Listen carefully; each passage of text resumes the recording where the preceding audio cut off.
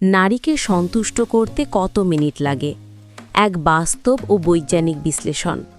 অনেকে ভাবে পুরুষ যত দ্রুত শেষ করবে তত পারফেক্ট, কিন্তু বাস্তবতা সম্পূর্ণ আলাদা। নারীর দেহ ও মস্তিষ্ক পুরুষের চেয়ে ধীরে উত্তেজিত হয় এবং ধীরে তৃপ্তি পায়। এখন দেখা যাক গবেষণার ফলাফল। গড় পুরুষ মিলনের শুরু থেকে শেষ পর্যন্ত সময় নেয় প্রায় 5 থেকে 7 মিনিট।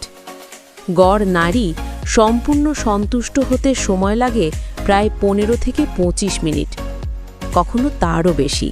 অর্থাৎ নারীর মন ও দেহকে তৃপ্ত করতে হলে শুধু মূল অংশের সময় নয়, বরং ফোরপ্লে বা পূর্ব উত্তেজনা, চুম্বন, স্পর্শ, কথা, চোখের যোগাযোগ ইত্যাদি অন্তত 10 থেকে 15 মিনিট ধরে চললে নারী দেহ সম্পূর্ণভাবে প্রস্তুত হয়।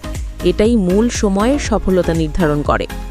মনে রাখো, নারীর সন্তুষ্টি শুধুমাত্র সময়ের ওপর নির্ভর করে না, বরং তার ভালো লাগা, আরাম, মানসিক নিরাপত্তা ও সঙ্গীর আচরণের ওপর বেশি নির্ভর করে। সংক্ষেপে, পুরুষের কাজ দ্রুত শেষ করা নয়, বরং নারীকে ধীরে ধীরে এমনভাবে অনুভব করানো যেন সেই মনে করে এই মুহূর্তটাই জীবনের সবচেয়ে ভালো সময়।